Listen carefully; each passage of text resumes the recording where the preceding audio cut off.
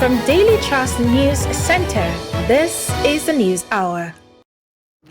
On News Hour tonight, explosion hits Okene, Kogi State as President Buhari commissions project. Election Tribunal dismisses SDP's petition against election of Ekiti State Governor. Residents of Oyo State lament lingering fuel scarcity. And on the foreign scene, football legend Pelé dies at the age of 82 after a long battle with cancer. Hello and welcome to Trust TV News Hour. I am Ibrahim Yusuf. We begin in Kogi State, where 4 persons were reported to have been killed on Thursday when an explosion rocked the palace of the Ohinoi of Ibera land, Ado Ibrahim, in Okene. An eyewitness reports that the incident happened in the morning shortly before President Muhammadu Buhari arrived at the town to commission the legacy projects of Governor Yahaya Bello. A resident said he heard a loud noise at the second gate of the palace of the paramount ruler of Ibera land in the morning, which shook the building to its very foundation. However, conflicting reports trailing the actual cause of the incident, as some are attributing the incident to the action of improvised explosive devices rather than a cylinder or transformer explosion being claimed in certain quarters. The victims of the explosion include a commercial motorcyclist, a driver of a car, and 2 others who were caught in the web of the explosion by fate. The Kogi State Police Command has not officially commented on the incident. A resident of Okene, Michael Omieza, gives us an update. Presently now, there is no tension. The atmosphere is cool, is calm. There is movement now. Initially, there were roadblocks and all of that. But I think that couples with the coming of President Muhammadu Buhari for inaugurating of projects in Okene today. Earlier, circulation was released by the government that Kogi will be observing a public holiday, so there will be roadblocks in some of the strategic areas as of today, 29. So, but when the incidents happened in the morning also, so I think it's beef up the security intel. So there were roadblocks initially, there were tension, but as it is now, everyone is going with their daily doings and endeavors. The situation is very, very calm and it's free now to move around. As I speak right now, events are already happening in the town.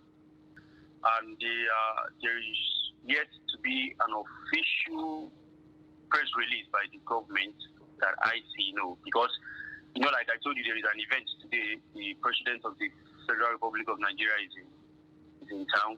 So he just finished the inaugurating of reference hospital in Okene, and definitely left. He just departed with the government officials back to Lokoja for the continuation of the project inauguration. So for now, we've not seen an official press release from the government, and there is nothing like arrest yet. I think investigations are still ongoing. Meanwhile, President Buhari says his administration is determined to position Kogi State as an industrial hub and solid mineral power base, as demonstrated by its commitment of over $400 million to revive the Ajaokuta Iron and Steel Company. President Buhari spoke on Thursday at Okene during a working visit to Kogi State to commission the legacy projects of Governor Yahaya Bello. Kende Amodu reports. As the present administration counts down to its handing over to a successor in just over 6 months, President Buhari is looking to prove to Nigerians that the government he led for 7.5 years has fulfilled electoral promises made to the Nigerian people at both national and sub-national levels. There are an array of projects which have been completed by Governor Yahaya Bello in Kogi State, ready for commissioning by the president. But perhaps the feather in the cap is the Ajaokuta Steel Company, which the federal government has rescued from total collapse. The process has cost this federal government over $400 million United States dollars so far. But I consider it money well spent as we move closer to achieving our objective of transforming Kogi State into Nigeria's iron and steel powerhouse. No nation can boast of any industrialization and development without iron and steel. And you have commissioned that, and by the grace of God, we are confident that you are going to ensure that Ajaokuta steel rolling mill is up and running before the expiration of the time. The Kogi State Governor is also commending President Buhari for ensuring that the state has remained secure despite its vast landscape. We thank you for ensuring that all the security agencies in Kogi State work hand in hand with the government and the people of Kogi State that is giving the North Central relative peace, because, Your Excellency, Kogi State border 10 states, including FCT. If what is happening in some other states are happening in Kogi State, Your Excellency, wallahi, the whole of North Central and part of this country will not see peace. So, here we thank all security agencies for a job well done. The list of projects commissioned by the President on Thursday include the Reference Hospital, Okene, which boasts of the first ever hyperbaric treatment chamber in Nigeria, and the fleet of ambulances attached to it, the new Hoinois Palace at Okene, and the Ganaja Junction flyover and interchange at Lokoja. Also commissioned by the GIB Model Science Secondary School in Lokoja, the Muhammadu Buhari Square also at Lokoja, and a fleet of high-tech security vehicles to combat crimes. Tracking the president in Lokoja, Kehinde Amodu, Trust TV News. Now to politics, where the Campaign Council of Zamfara State Governor Bello Matawalle has warned supporters of the ruling All Progressives Congress, APC, to desist from carrying dangerous weapons to campaign venues, as the law will not spare anyone found culpable in the act.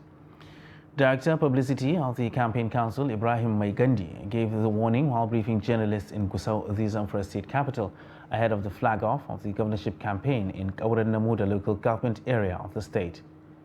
He explained that the security agencies and anti-thuggery committee will checkmate political thugs wielding dangerous weapons at political rallies in the state. The commission is also there. They will be at the venue and even before the venue along the roads, so that this thing can be checked. If we see anybody carrying any dangerous weapon, we are going to arrest him, and that weapon will also be seized from him. So we don't encourage that, and that is why Bello Matawalle did as much as he can to ensure that you are gainfully employed under his government, because that is the best way to discourage it. How many number of SEs and ASSEs and DGs do we have in this state? Can you name them? Uncountable. Because we want to get everybody to get something doing.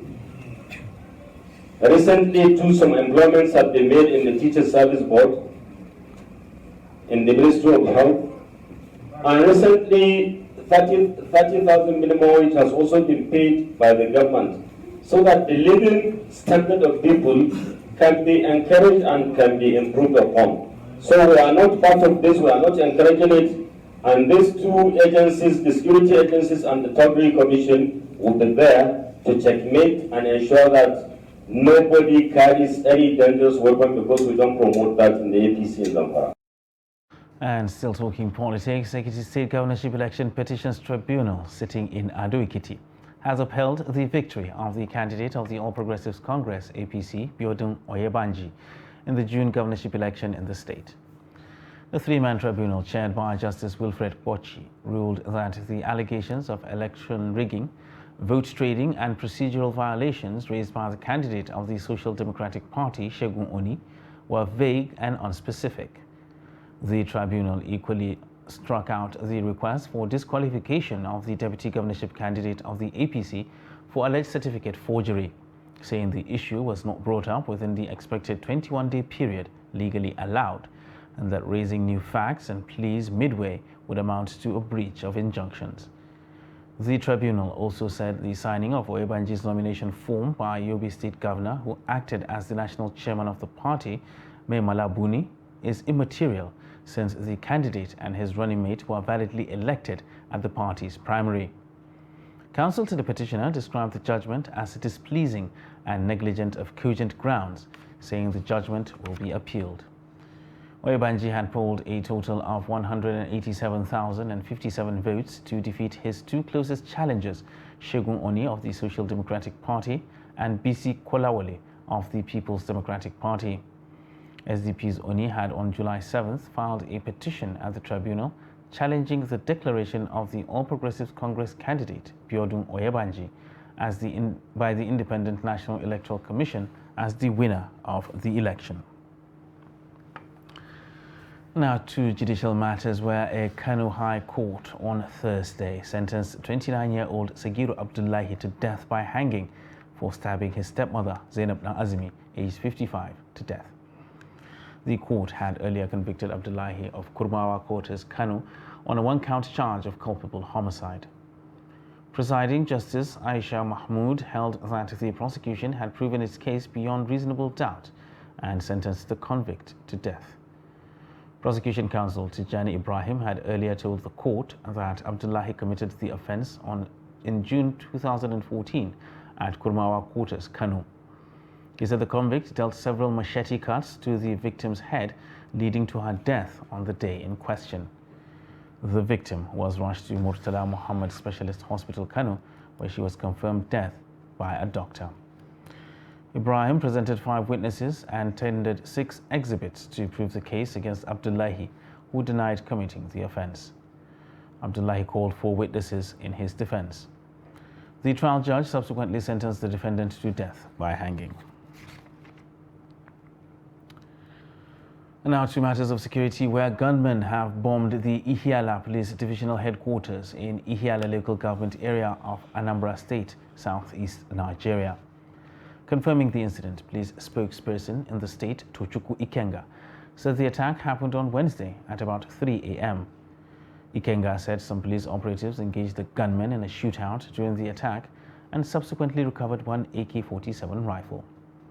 He said no life was lost in the incident and that the gunmen escaped the scene due to superior firepower of the operatives. The gunmen were said to have thrown improvised explosive devices into the facility, which raised a building inside the station. He did not give the exact number of inmates who were set free by the gunmen. Lagos State Governor Babajide Sanwo-Olu on Thursday said there will be no cover-up in the investigation and prosecution of the culprits involved in the murder of late lawyer Mrs. Bolanle Rahim, who was killed on Christmas Day by a police officer. He said the outcome of the investigations of the case is very important to the government and people of Lagos State, stressing that the people deserve to know the process leading to justice for the victim. Governor Sanwo-Olu stated this earlier on Thursday morning during his visit to the Inspector General of Police, Usman Alkali Baba, at the police headquarters in Abuja. The Inspector General of Police, Usman Alkali Baba, assured Governor Sanwo-Olu that there will not be any cover-up in handling the case of the deceased lawyer and the culprit. Meanwhile, the Nigeria Bar Association said it will seek at least 5 billion naira compensation for the family of the slain lawyer from the Lagos State government and the Nigeria Police Force. This was contained in a statement issued on Thursday by a member of the NBA Lagos branch and rights activist Ebonolu Adeboruwa. According to the statement, the association will also monitor the trial of Assistant Superintendent of Police Drambi Vandi, who allegedly shot and killed the lawyer in the Aja area of Lagos on Christmas Day. Adeboruwa said in a bid to ensure quick justice for the slain lawyer, the NBA Lagos branch, in conjunction with the NBA president Yakubu Mekiao, decided to be part of the prosecution of the police officer accused of killing Bolanle Rahim on Christmas Day. The Inspector General of Police, Usman Ali Baba, on Thursday warns newly recruited constables into the Nigeria Police Force against indiscipline and any act capable of tarnishing the image of the police. The Inspector General gave the warning during passing out parade ceremony for police constables at the Police Training School, Jos. Ado Musa completes the story. 456 constables from Plateau and Taraba State out of the 10,000 recruited into the Nigerian police force completed their training. 56 females are among the 456 constables enlisted from the 2 states. Assistant Inspector General of Police, Janet Ababede, who represented the Inspector General of Police, said the bedrock of policing is discipline. The AIG said the success of every police officer depends on his character and discipline. Another giant stride by the federal government under the leadership of His Excellency President Muhammadu Buhari towards positioning the Nigerian police force by addressing the lingering manpower gap in the force, which has been inhibiting optimal police service delivery in this country. The IGP also said the officers will be deployed to various locations across the country to complement officers during the 2023 elections to ensure free and fair exercise. All the graduating recruit constables will be deployed to complement officers on the forthcoming election security duties across the nation in a bid to ensure a free, fair, and credible electoral process.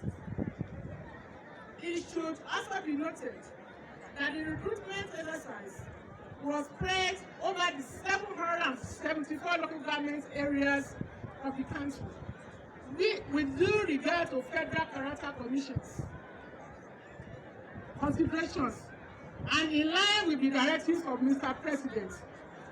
Following this directive, some of the recruits expressed joy for being part of the police force, pledging to adhere to the stringent rules of the Nigerian force. I am so excited to be here. Today I'm a policeman, which I'm proud of myself, though it was not easy for me. It wasn't easy. The training was so hard, but to the glory of God, we have made it. And we give God Almighty. As a police officer, I know I'm to protect life and property, to prevent offenders, to prevent crime.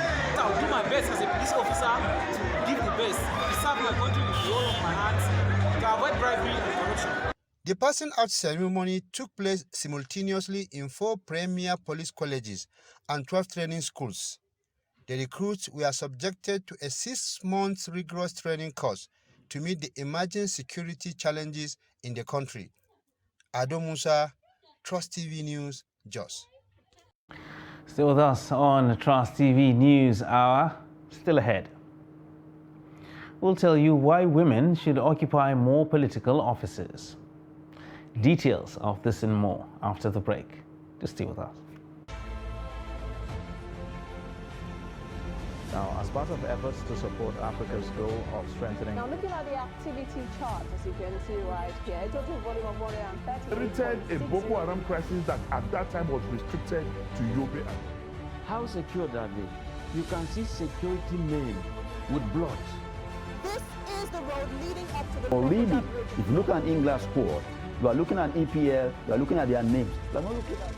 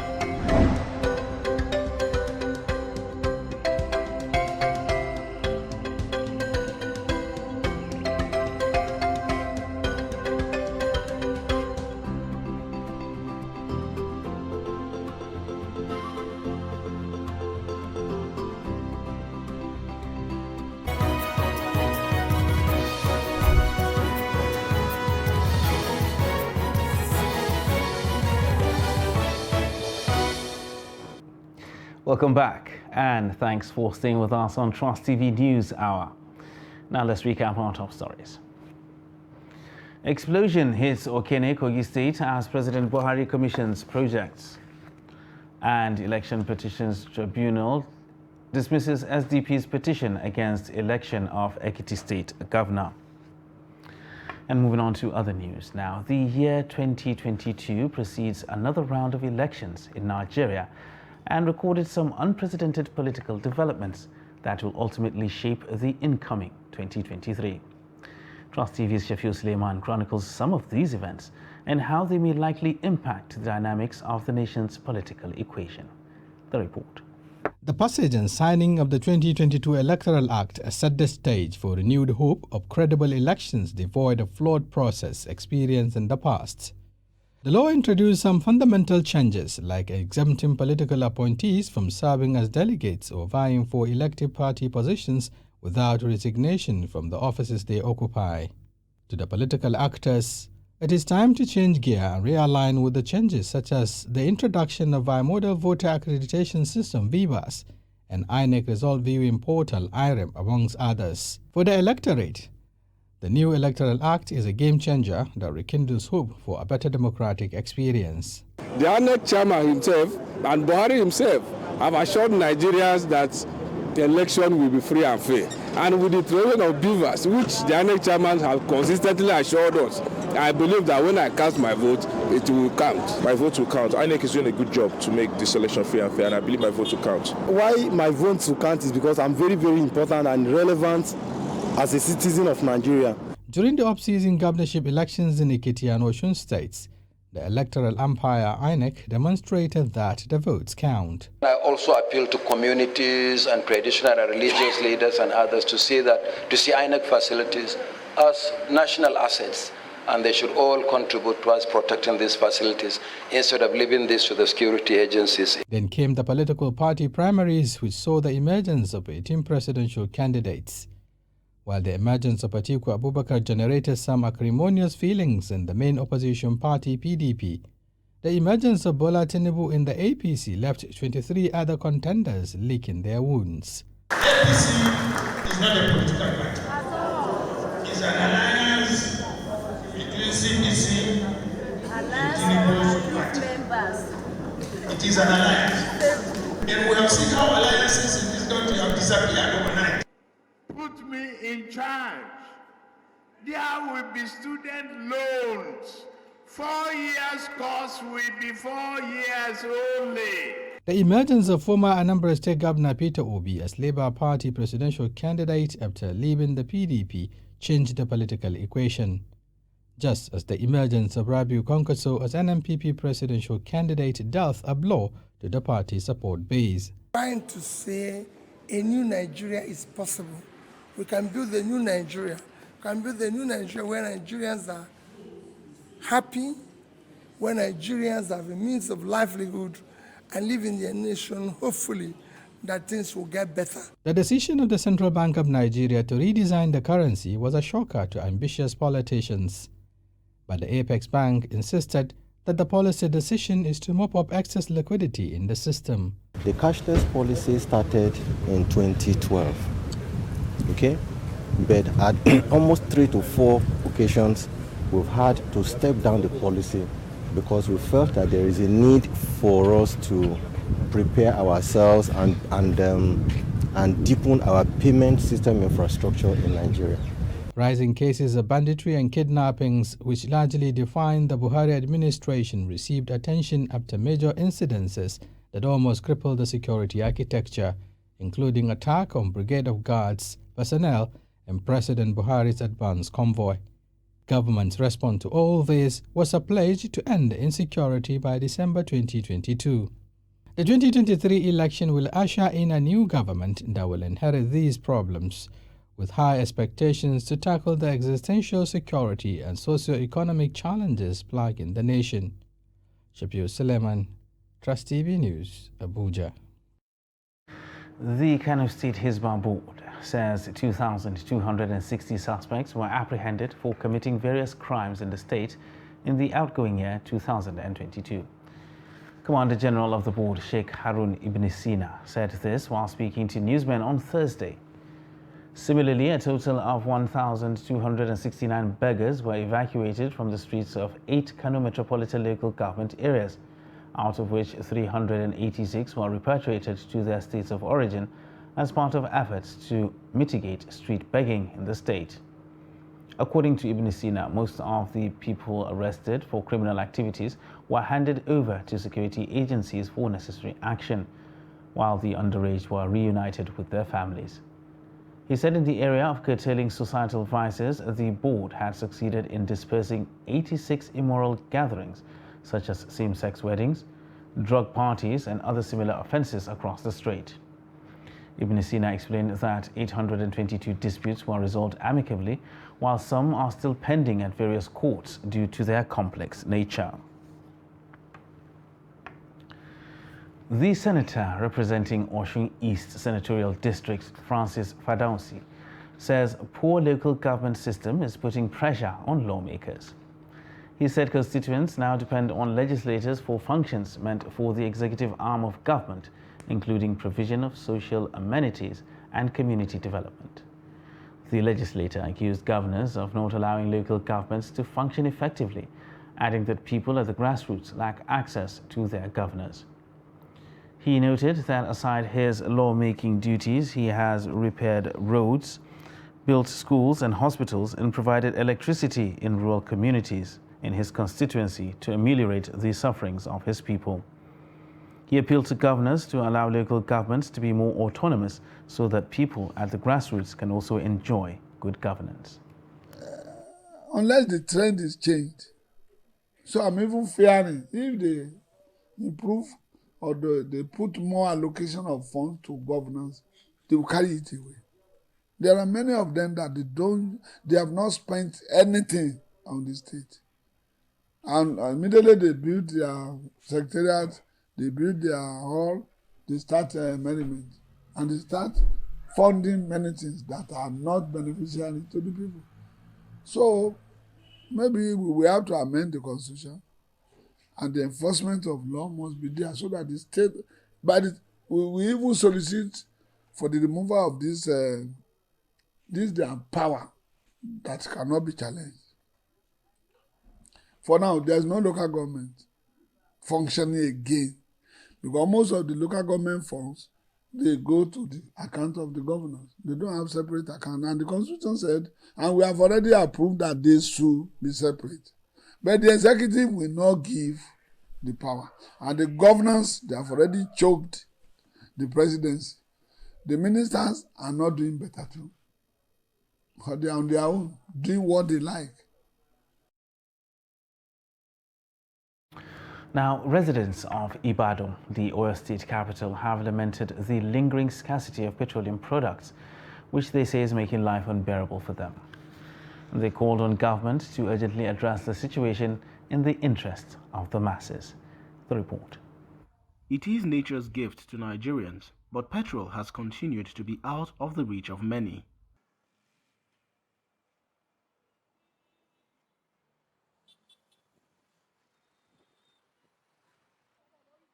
The past few days have been stressful for the masses who are battling with high cost of food items and transportation, which took away the usual shine for this year's Christmas celebrations. So we came in for petrol. So to have fuel is not an easy work at all. My message to government is to amend all this. If we are going like this, it's like this country will just crash one day.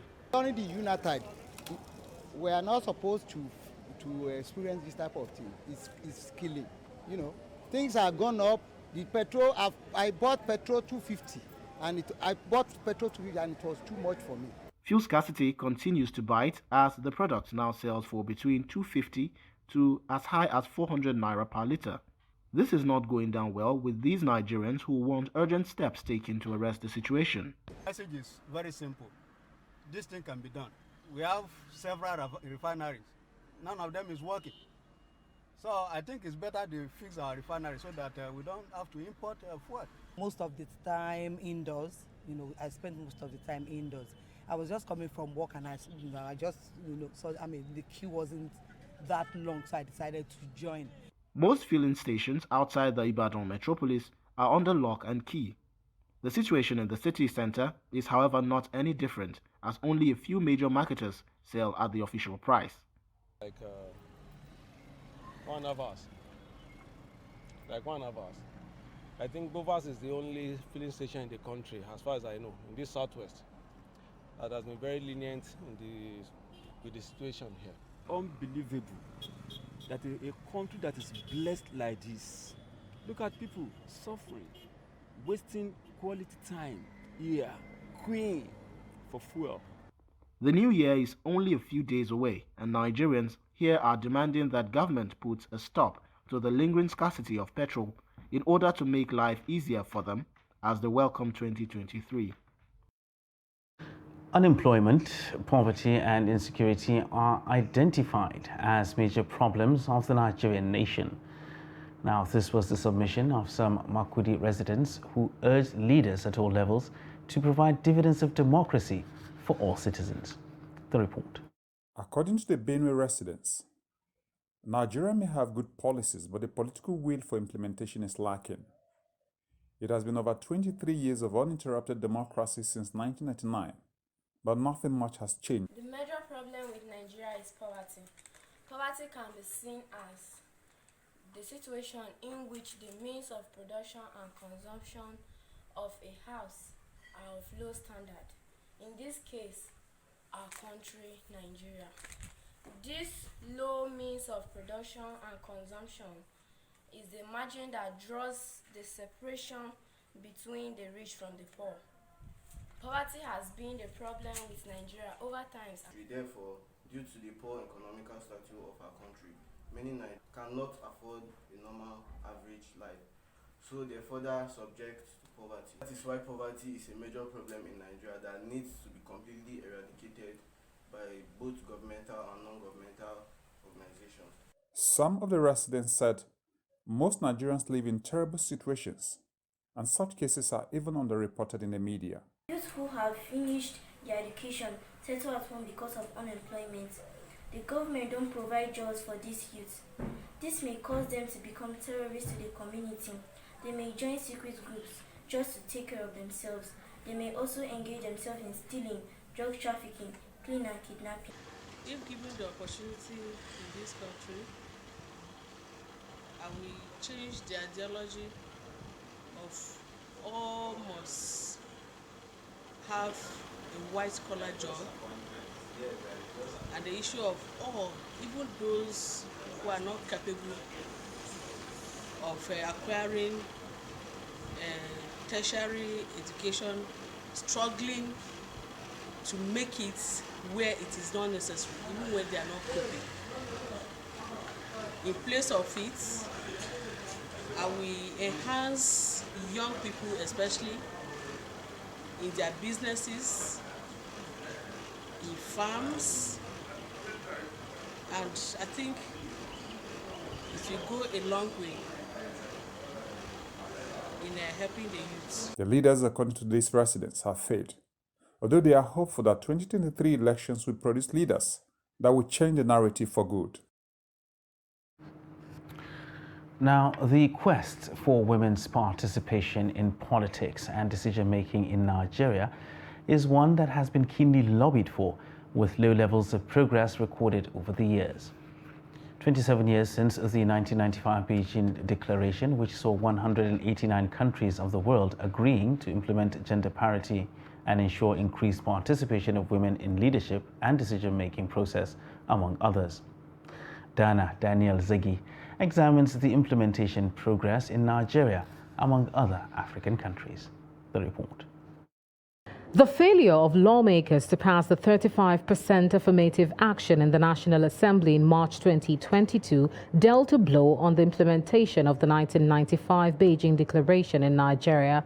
However, with a court ruling in April mandating the federal government to comply with the 35% affirmative action, women in Nigeria are optimistic successive governments will be sanctioned if they fail to conform. the gender appropriation bills that were sent to the National House of Assembly. This has been an effort that's been ongoing since 1999, since we turned into democratic rule. We haven't seen the reception that we need to see, especially within the government quarters, in terms of putting in place the kind of policies that are required for, this gender equality to happen. And so the gender appropriation bills were thrown out, with blatant audacity, because it just takes that to think that women are insignificant, to the point that we would put in a bill and they would throw it out just like that. Though Western countries recorded significant progress in executing women inclusion in politics, African countries like South Africa, Uganda, and Ethiopia have fared well in this regard. According to statistics released by the World Economic Forum, Nigeria ranked 123rd out of 146 countries on the Global Gender Gap Index in 2022. This has stirred up questions on what could possibly be the reasons behind the gender gap and the cold feet towards a legal commitment for more women in leadership positions. Culture has been identified as one of the limiting factors, and religious dispositions have also been linked to gender gaps at different levels of society. However, this perception does not negate the potentials of women in politics and leadership. Leadership researchers based on data have given facts to determine positive gender differences in leadership effectiveness worldwide. Alluding to the place of women in nation building, Minister of Women Affairs Pauline Talon decries marginalization of women in Nigeria. My heart bleeds. I'm not happy with all our political parties as far as women issues are concerned. Our political parties, all of them, are not fair to women. It's not that we don't have qualified women to contest, but along the way, everything takes place within the party structure. If you are not within the party structure in the party secretariat, you will be phased out. The determination of Nigerian women to obtain a fair chance in national decision-making says it all. And if the bargain is just for 35% place on the leadership table, what then has become of the federal character principle and human rights when a section of population feels disregarded? Now, that was Dana Daniel Zeki giving us an examination of women participation in politics in Nigeria. Now to legislative matters, where the House of Representatives on Thursday begins an investigative hearing into the alleged loss of over $2.4 billion revenue accrued from illegal sale of 48 million barrels of crude oil export in 2015, as well as crude oil export from 2014 till date. And first of all, speaking at the inauguration of the investigative hearing in Abuja, Chairman of the Ad Hoc Committee, Mark Bila, assured Nigerians that the ad hoc committee has resolved to ensure confidentiality of all information that will be provided by whistleblowers, as well as recovery of the revenue. The chairman pointed out that the committee had to be set up now, 7 years after the incident, because it was brought to the fore in 2020 and the House needed background information for a thorough investigation and outcome. The committee solicited the support of individuals and corporate organizations to enable the committee achieve its mandate. A member of the committee, Ganiu Johnson, explained that as part of efforts to revive the various refineries in the country, the Committee on the State of Refineries visited some of the refineries and gave assurances of the Port Harcourt and Warri refineries coming into full operation by the first and last quarters of next year.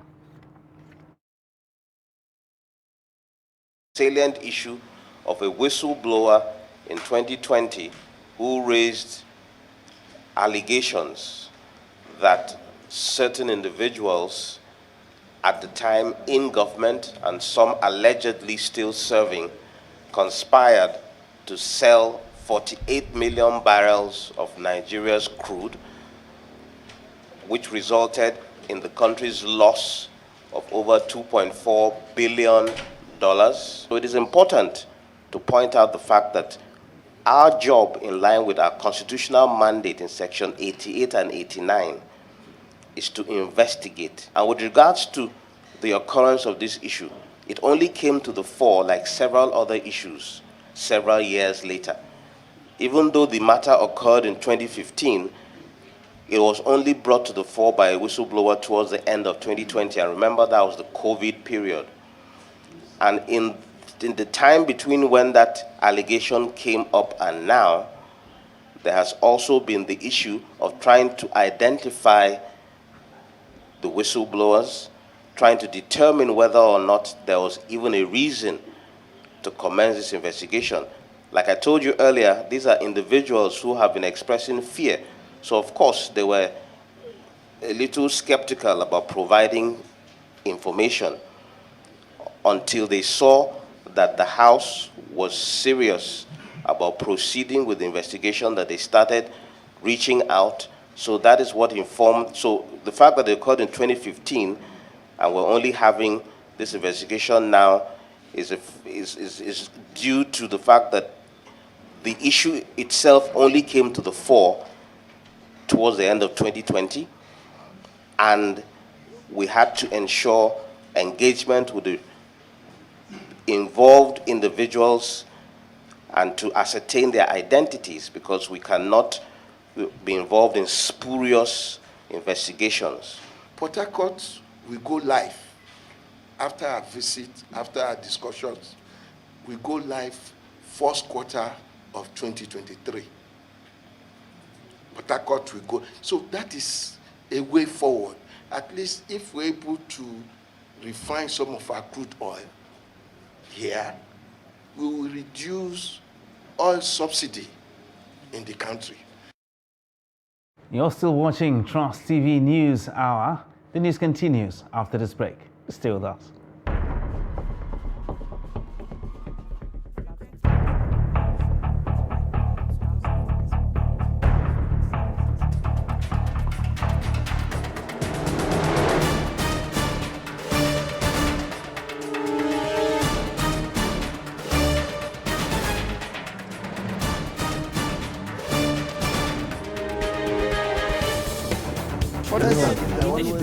That's great. It's good to see you.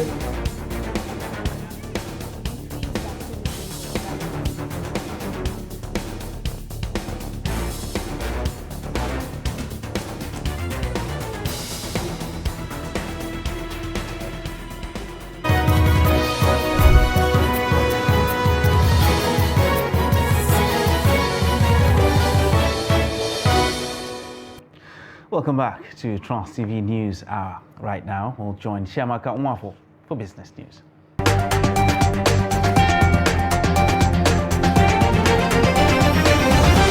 Local sourcing of raw materials in the first half of 2022 did not exceed 52%, the lowest in 5 years. This is according to data obtained from the Manufacturers Association of Nigeria, MAN. Between 2017 and 2021, local sourcing of raw materials hovered between 53% and 60.72%. During the period under review, foreign exchange shortage, naira devaluation, as well as the disruptions in global supply chain caused by the COVID-19 pandemic and the Russian-Ukraine crisis, forced many manufacturers to look inwards for production inputs. Investors from the United States of America and other countries outside the African continent dominated the 5 biggest funding deals in the tech ecosystem in 2022. The companies that secured the most significant funding tickets include Flutterwave, Interswitch, More, TeamApt, and Ventures Platform. Nigerian investors recorded their presence as participants in some of the deals. Prior to now, foreign investors have led almost 100% of the biggest tickets in Nigeria. In recent times, local investors have started to increase their stakes in the tech ecosystem.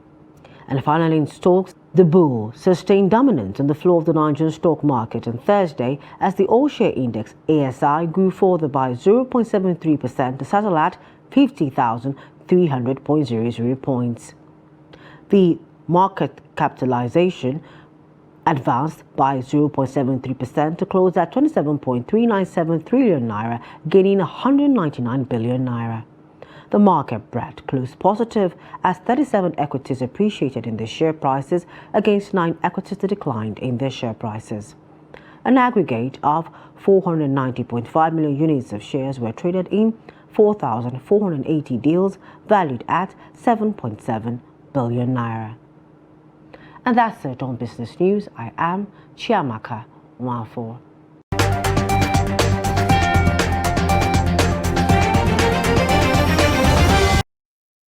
All right, thank you, Chiamaka, for that business update. Now for a look at the foreign scene.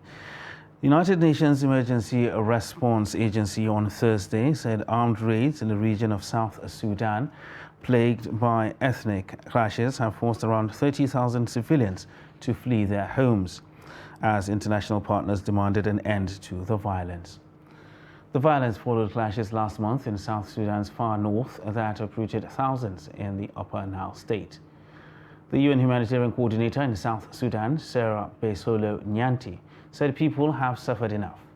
Civilians, especially those most vulnerable, women, children, the elderly and disabled, bear the brunt of this prolonged crisis. Some 5,000 people have sought shelter in Pibo town, and adding that the humanitarian response was severely stretched. The clashes in Upper Nile state have also seen villagers seek shelter in swamps to escape the bloodshed amid reports of civilians being raped, kidnapped or murdered. International partners, including the United Nations mission in South Sudan and the regional IGAD bloc, said in a joint statement on Thursday that they were gravely concerned by the escalating violence. They also called on South Sudan's leaders to step in, stressing the need to investigate and hold accountable all perpetrators of the conflict, including those who are instigating and inciting violence. Israel's veteran Benjamin Netanyahu is set to return to power on Thursday after a stint in opposition, heading what analysts call the most right-wing government in the country's history. 73-year-old Netanyahu, who is fighting corruption charges in court, already served as premier longer than anyone in Israel's history, leading the country from 1996 to 1999 and from 2009 to 2021. Netanyahu stressed that his top goal will be to thwart Iran's efforts to develop a nuclear weapons arsenal and ensure Israel's military superiority in the region. He also voiced hopes of expanding the circle of peace with Arab countries following the US-brokered normalization agreements with nations including the United Arab Emirates, Bahrain and Morocco. Netanyahu was ousted in June 2021 by a motley coalition of leftist, centrist and Arab parties headed by Naftali Bennett and former TV news anchor Yair Lapid.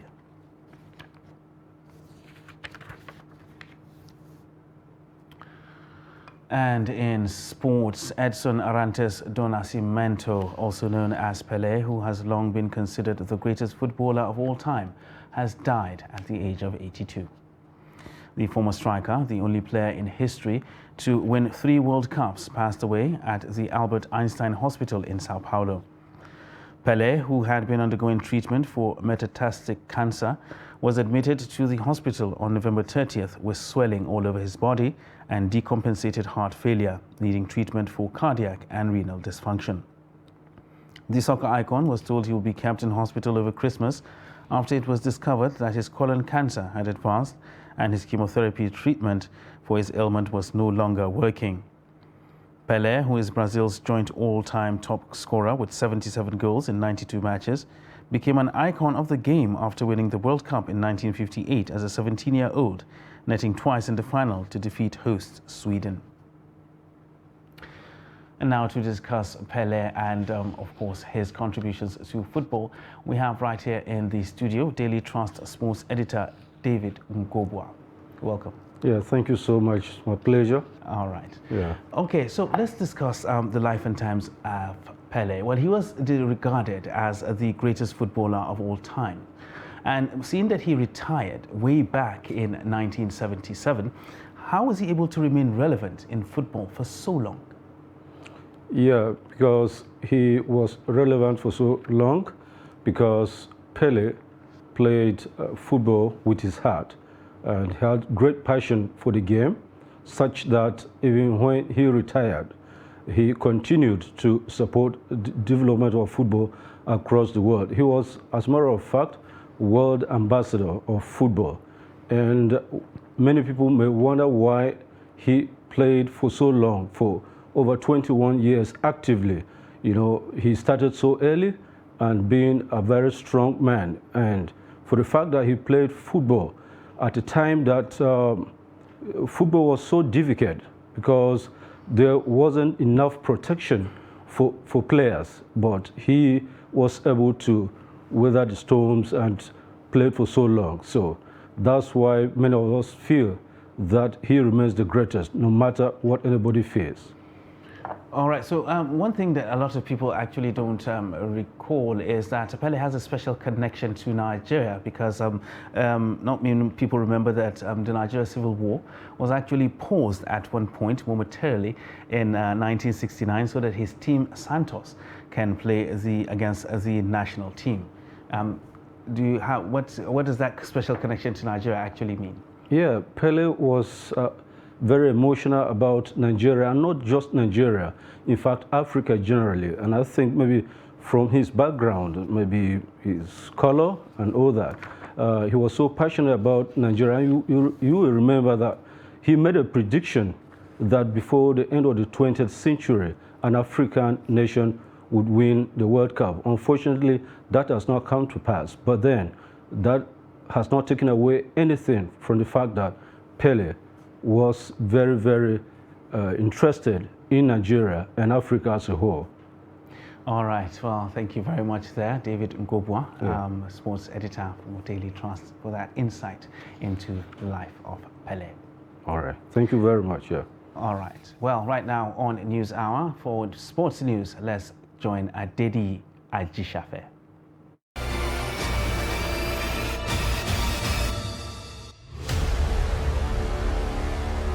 Ahead of 2023 FIFA Women's World Cup, the World Soccer ruling body FIFA has cleared Zambia Chipolopolo skipper Barbara Banda. Banda was missing during the 2022 Women's Africa Cup of Nations in Morocco after CAF confirmed that she has high testosterone in her body. The Football Association of Zambia could not convince CAF to change its stand. Zambia finished as the third best team to qualify for the World Cup despite her absence. The football body finally cleared Banda to participate in the event that will be hosted by Australia and New Zealand. And still on football, African Nations Championship CHAN defending champion Morocco has threatened to withdraw from 2023 edition in Algeria in January 2023. Morocco Football Association insisted it will withdraw from the tournament unless they are allowed to fly directly from Rabat due to the tension between the two North African sides, which has seen direct flights cancelled since 2021. Morocco, who are the defending champions, will have to fly to France first before entering Algeria. And in basketball, Dallas Mavericks superstar Luka Doncic put on a career-best performance never seen before in NBA history. Doncic notched the first 60-point, 20-rebound triple-double in league history as he led the Mavs to an epic comeback victory over the Knicks. Doncic scored the first 60-point triple-double in NBA history to help Dallas Mavericks claim a 126 against 121 overtime win over the New York Knicks. The Slovenia is the seventh player to record a 50-point triple-double in the NBA, and the youngest to achieve the feat, taking the record from all-time great with Chamberlain. That's Sport News. I am Adeni Ajishafe.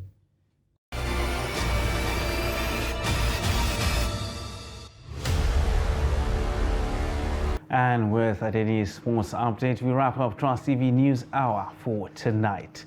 Don't forget, you can subscribe and follow us across all our social media platforms. I am Ibrahim Yusuf. Thanks for watching.